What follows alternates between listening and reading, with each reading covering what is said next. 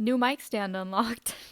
I'm aware of how ridiculous this looks, and I told you I would play the long game. I got a comment on one of my last videos. I don't remember which video it was, but I got a comment saying to use a cactus or a really tall succulent. I don't own one of those. I'm very sorry, but I might get one now. This is a spray bottle. You are seeing this correctly. It's propped up on about 4 books. Those books are Don Quixote by Miguel de Cervantes, books 2 and 3 of the Percy Jackson series, the original, of course, and then the first book of the Grave of Empires series, Seven Blades in Black by Sam Sykes. That's not the focus of today's video. I'm actually making a video essay. It's more of an opinion essay, but it's an essay nonetheless. Crazy. I know. This is going to be very passionate, an impassioned video essay, if you will. I have major beef with detoxes. It is one of the few things in this world that makes me feel itchy to the point of scratching off my stratum corneum and my stratum lucidum. God damn, I hate detoxes. Holy shit, it's not even funny, like, how much I hate them.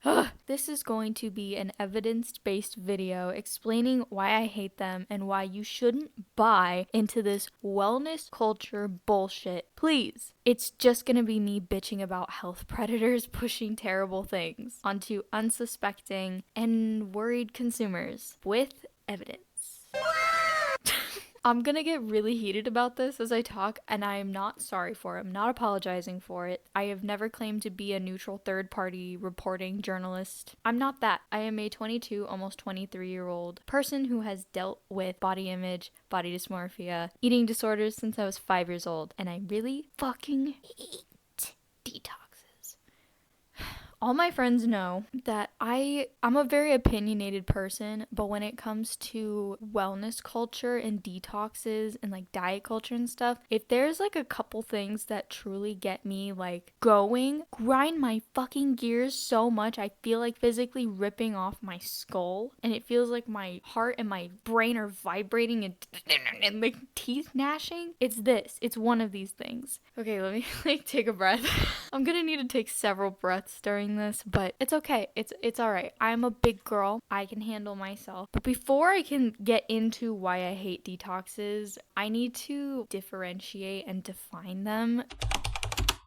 So the definition of a detox is a noun and a verb. As a noun, it is a process or period of time in which one abstains from or rids the body of toxic or unhealthy substances. As a verb, it is abstain from or rid the body of toxic or unhealthy substances. I think of a detox in the medical aspect first, like drug use and alcohol, mainly rehab in a nutshell. That's what I think of. I don't think of the detoxes that most people think of when the word comes up. People don't think of detoxes that way, and I'm blaming my family for that. I want to clarify that the detox that I chronically beef with and will be beefing with is going to be the wellness version of a detox, or I guess technically the noun of it. You know what I'm saying. There are so many detoxes. I don't think I can give a specific definition for it. So with that, I'm going to keep it at the basic definitions of the abstaining and the process of that abstinence. I took 3 years of honors English in high school. I'm a history major. Don't shut up. Okay. So because there are like so many kinds of detoxes, but like where the fuck did they come from? We gotta get in the fucking time machine, bitch. We gotta go back. Way back.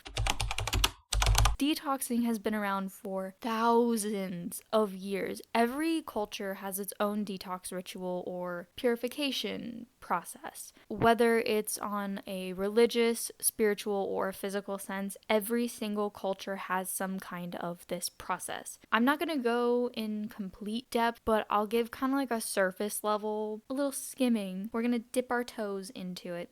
But I will be discussing some of the cultures and where some of modern wellness draws from, mainly India and a little bit of China. Some of the earliest records of detoxing and similar practices go back to the 2nd century BCE in India with the practice of please forgive me for my pronunciations. I have worked on these the entire time that I was writing this, and I don't think I can pronounce this as properly as it should. I'm going to say Ayurveda, and if I'm wrong, scream at me in the comments. It's okay. So with the practice of Ayurveda, or the invention of it, I should say. As the article, A Glimpse of Ayurveda, the Forgotten History and Principles of Indian Traditional Medicine, states that it came from the Hindu philosophical teachings called the Vaisheshika and the school of logic Yaya.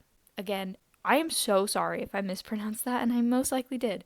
This article then goes on to say the Hindu system of healing is believed to be based on 4 eminent compilations of knowledge, or the Vedas, called Yajur Veda, Rig Veda, Sam Veda, and Atharva Veda. Again, I'm not going to go into that a whole lot. The system of medicine is still practiced today. There's a lot of registered practitioners in India. There's 200,000 compared to like the modern practitioners of medicine, in which there are 700,000 of them. However, Ayurveda is still practiced heavily in India, regardless of how prominent modern medicine is. This article in particular, Indian Traditional Ayurvedic System of Medicine and Nutritional Supplementation, is like one of the most informative ones that I read for this. It's genuinely such a great article, and it has a ton of examples and charts and data on Ayurveda. It talks about the different herbs, what they were used for. Remember Aaron Rodgers' Detox? Okay, probably not. Here to give you a reminder, he went on a traditional Ayurvedic cleanse called Panchakarma. This is one of the most prominent cleanses of Ayurveda. It's probably one of the most famous ones that is well known like throughout the world. Panchakarma is used to restore balance to the body and designed to essentially get rid of all the waste and toxins that have built up in the body, which again is kind of the main goal behind a detox. This idea is shown throughout the other cultures that I'm gonna briefly touch on. The most common purgatory practices in Panchakarma are yuffing, and bloodletting. I hate saying the V word. I call it yuffing because 1, I think it's funnier, and 2, I think it gets the point across. Like, if I say yuffing, I think you know what I'm talking about without me having to explain it. Anyways, the bloodletting part, when I was reading about this, was the most interesting to me, and I think it's because I and like many other people tend to think and associate bloodletting with medieval Europe most often, and like the stupid peasants, they did their bloodletting and their leeches and their blah, blah, blah. Because the attitude towards the medieval era is like ignorant at best and downright gross and condescending at worst, I'm gonna let that slide for now. I'll get to the European side of detoxing, I promise, but it is an interesting connection. So the second culture that I'm going to talk about is China and the traditional Chinese medicine system. TCM, as I'm going to call it, is another ancient system of medicine that's been around for more than 2,000 years. Mount Sinai's article states that the first writing of TCM dates back to 200 BCE, about the same time as Ayurveda. That's so fucking cool. I can't comment on how much each other has influenced because I didn't look at that aspect of it, but that's pretty fucking cool in my opinion. So TCM, as a general basis from what I understand after reading all of this, focuses on a person's qi, or life force or energy. Keeping it balanced through promoting yin and yang is what the practices under the TCM umbrella is the basis of in the system. 2 of the most common practices of detox in TCM are acupuncture and cupping. So I see cupping used most in athletes, and it seems to be one of the practices that's extremely accepted in the West. Interesting and not surprising that a practice that's beneficial and able to be profited off by the West, white people, is being accepted and practiced constantly. I digress. According to this article titled Traditional Chinese Medicine and Methods of Detoxification, acupuncture improves the work of body organs. Cupping is efficient for external detoxification. This process encourages blood-skin perfusion and removing toxins from our bloodstream. For other cultures, they all kind of share similar practices. I mean, Ayurveda and TCM also share these. That's not all like one specific group. So we have like sweat lodges and smudging in indigenous practices, fasting, which in my opinion goes across literally every single culture because all of them have fasting. Literally all of them. So the Vikings in Norway had hot springs and saunas as well, similar to the sweat lodges in indigenous practices. And in Europe, specifically England and France, I'm really lasering in on those because that was part of the articles that I read. Bloodletting was a form of detoxing and the abstaining from specific foods. So speaking of Europe, I hate talking about Europe. Something I found as I was researching European detoxes and like what they had in common with Ayurveda, TCM, indigenous practices, all that, is that the religious rituals for purifications have a lot more to do with the current wellness culture than I realized. Something that I found is in wellness culture, one of the pillars or the foundations, I guess, is that there is always something inherently wrong with your body. Like your body in its natural state is wrong. There is something flawed about it. Ironically, that's also the basis for Roman Catholicism. Anyways, wellness culture operates on the basis that there is something inherently wrong with you, and you must do everything possible to achieve this perfection. Am I connecting Catholicism and wellness culture? Damn. That would be a sick-ass video to make, but I don't think I have enough patience to, like, purposely consume religious content right now. I don't have enough patience to, like, listen to people talk about religion most of the time, so I don't even like the fact that I mentioned religion in this video. Anyway, so with that, one of the things I see consistently in the culture is the idea that you seem to have to undergo a transformation when you start. It's like a constant before and after when someone participates in the detoxing. The troubling part is that this is pushed so heavily by celebrities in all forms of entertainment, and I hate it. I hate it. One of the biggest things that I remember, if you remember this from the 2016 Instagram baddie era of pop culture, congrats. I was a young teenager. I was 15 in 2016. Y'all remember the detox teas? Specifically like the flat tummy tea. I could make a whole other video about that. I could go into heavy detail, and I will go into heavy detail in a different video. But those flat tummy teas, go get the fuck out of here. It's a fucking laxative, a stimulant laxative. The main ingredients in like specifically the nighttime part of it are all herbs that are proven to provide a laxative effect or are used as one. Specifically senna. Ideally, when you treat constipation, you don't want to have to do that because stimulant laxatives, if you overuse them, can cause what they call lazy bowels, which is where your body becomes dependent on senna or the stimulant laxative to be able to produce a bowel movement. It's not good. That's why they tell you don't use it more than a week without a doctor's supervision. So the whole like 2-week nighttime detox thing, I was like, what you mean? Why are you telling people to do this for 14 days?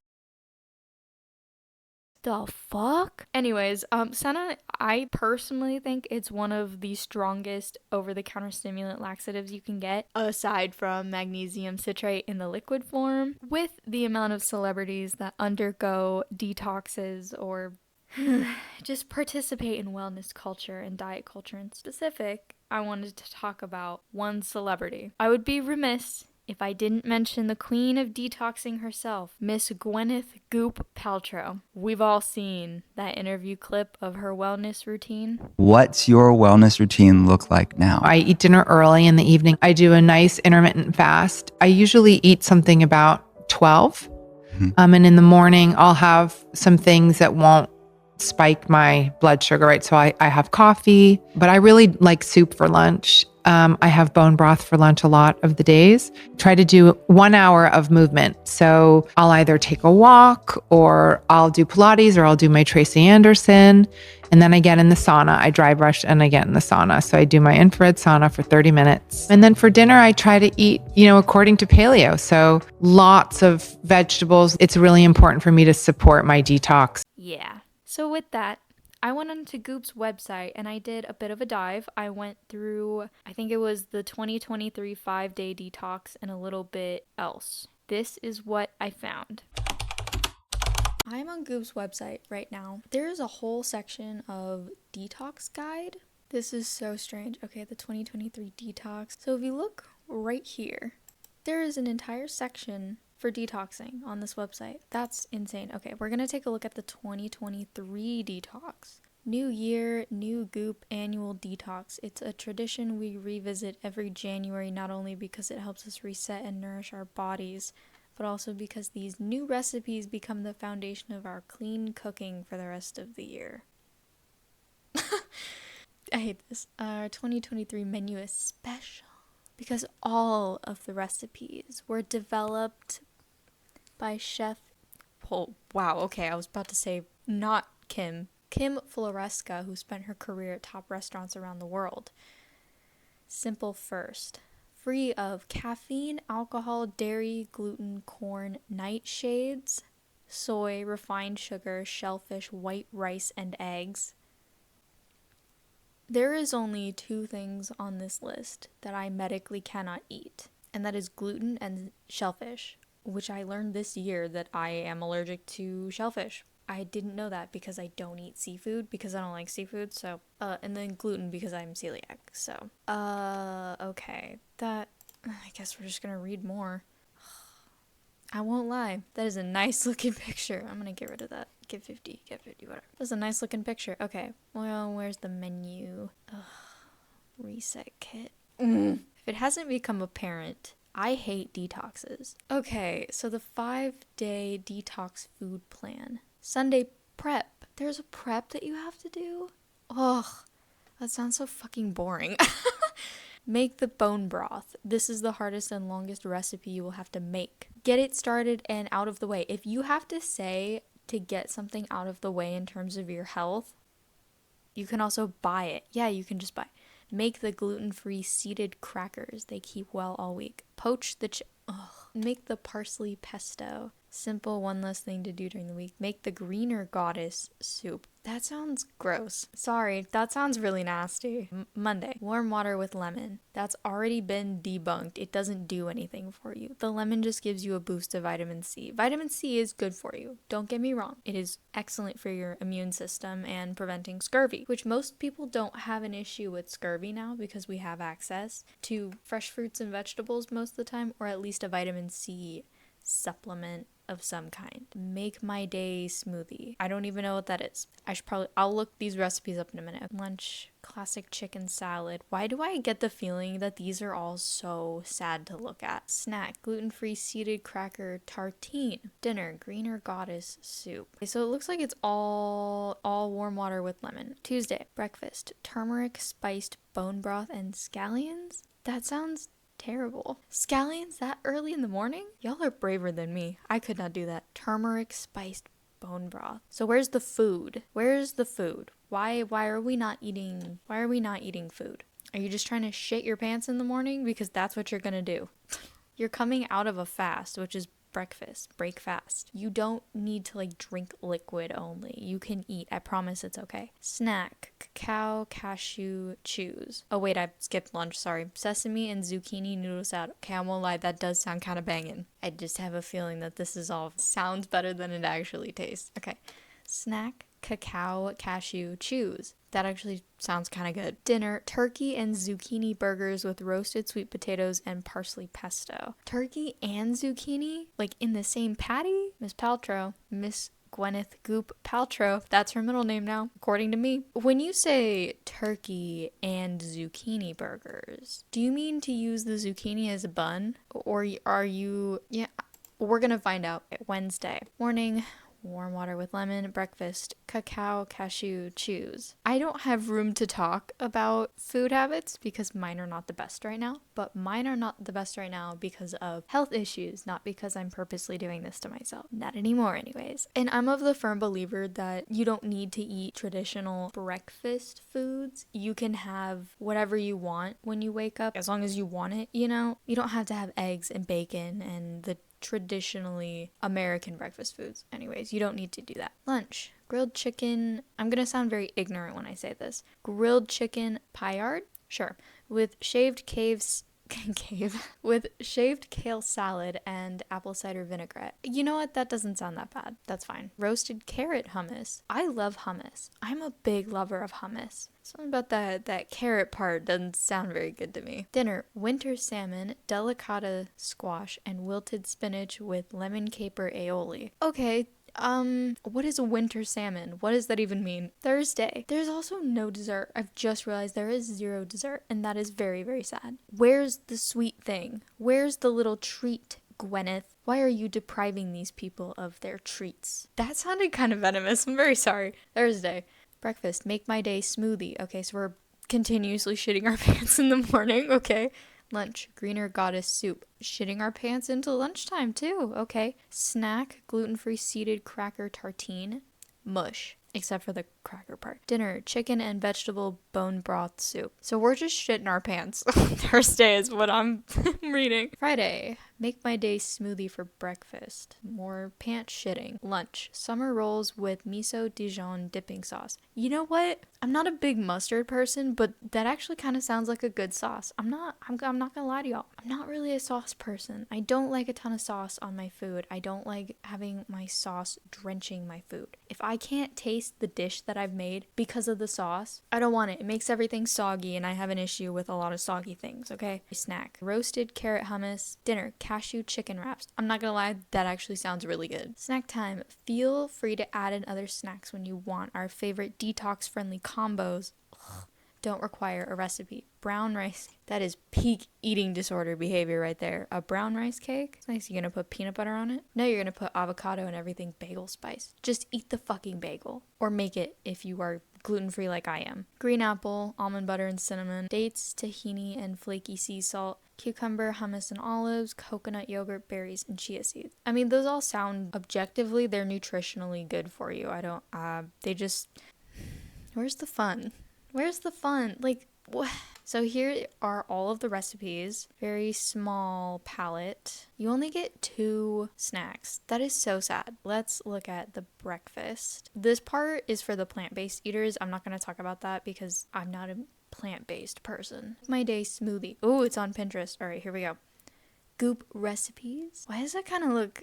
I don't like smoothies. I prefer to eat my calories instead of drinking them. I don't really care about calories, but people seem to understand what I'm saying when I say drink or eat my calories. 1 cup of almond milk or the plant-based milk of your choice, 1 cup of ice, 4th cup frozen avocado pieces, 1 scoop of protein powder, 2 dates pitted, 1 tablespoon cashew butter, 1 tablespoon cacao nibs. That's fine. I think the avocado adds creaminess to a smoothie, if I'm not mistaken. Okay, turmeric, spiced bone broth, and scallions. It's the scallions part. I'm one of those people where if I eat onions of any kind, and I eat a lot, garlic too, you're gonna know for several days. If you aren't in the Goop kitchen delivery area, here's how to mimic the bone broth on the menu. Brings it with the benefits of collagen. Ugh.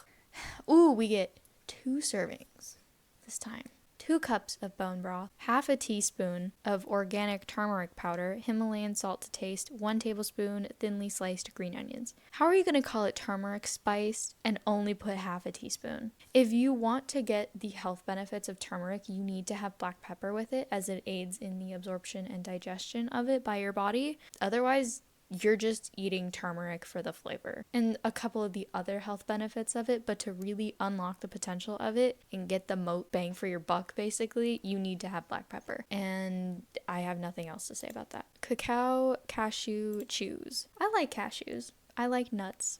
I'm not gonna say anything.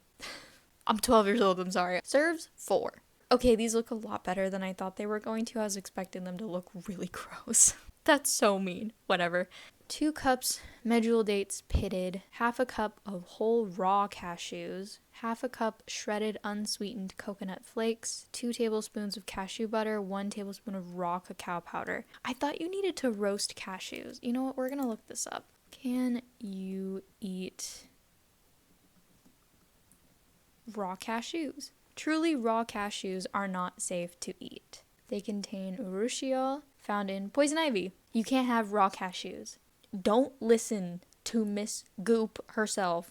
Just buy them from the bag at the store. Okay, you don't need raw cashews because you're gonna get sick. I don't know if you can have raw cacao powder. We're gonna look that up too. Can you eat raw cacao powder? Can interfere with calcium retention if you eat large amounts. Do not consume more than 40 grams or 4 to 6 heaped. How did a stroke taste? 4 to 6 heaped teaspoons of raw cacao a day. That calls for 1 tablespoon. That's fine. It doesn't look that bad, I guess. Lunch. Classic chicken salad. Oh, that chicken salad. See, okay, I don't think of the traditional chicken salad when people say that. I think of a salad and chicken. And then you put the chicken on the salad. 2 chicken breasts, half a cup of diced celery, 1/4 cup of soy-free veganaise, 1 teaspoon of celery salt, salt and pepper to taste, pickled red onions, finely shaved red onion, lemon, water, red wine vinegar, 4 peppercorn. That's very specific. 4 black peppercorns. Only 4. If you put in 3 or 5, you will be taken out back and shot. To serve, 1 avocado sliced, 1 cucumber sliced. Optional. Can't have too much fun now. Gluten-free seeded crackers. Really hate when they describe something as seeded. Feel free to add any detox-friendly vegetables. Oh, those are the crackers. Those look so sad. Sesame and zucchini noodle salad. I'm not gonna lie, I might actually steal that recipe because I like zucchini and I like noodles. And I like sesame. 2 cups of zucchini noodles, 1 cup shaved red and green cabbage, 1 large carrot finely julienned. I still don't know what a julienned carrot means. Half a cup of cilantro leaves, 1/4 cup of mint leaves roughly torn. This might be controversial. I'm one of those people that does not like cilantro. I have the gene. It doesn't really taste like soap to me. It just tastes bitter. I have had soap in my mouth and cilantro doesn't taste like soap. For the creamy sesame dressing, 1/4 cup of tahini paste, lime, gluten-free tamari or coconut aminos, roughly chopped toasted cashews, thank God, toasted sesame seeds, 2 wedges of limes. Okay, that honestly doesn't look that bad. Grilled chicken, paillard, shaved kale salad, and apple cider vinaigrette. That's not that bad. I'm being dramatic. The summer rolls, these actually look really good. I'm not even gonna front. It's like drooling a little bit looking at it. It actually looks really good. Honestly, that part's fine. The greener goddess soup is what I really wanted to focus on. What the fuck is that? What is that? You can't tell. Oh, that looks disgusting. This soup brings the nourishment our bodies crave. Okay. 1 tablespoon extra virgin olive oil, 1/2 a yellow onion, 3 stalks of celery, 5 cloves of garlic, 2 zucchini, 4 cups vegetable stock, 1/2 a bunch of kale. It's the kale. That's what it is. That looks radioactive. And that's for a detox? Count me the fuck out of that. Okay, chicken and vegetable bone broth soup. Sounds exactly like what it says. The cashew chicken wraps. I'm not gonna lie, I might actually try that too. That looks really good. I can't even be mad about that. And it's gluten-free. And the gluten-free seeded cracker tartine. That feels like an insult to tartars everywhere.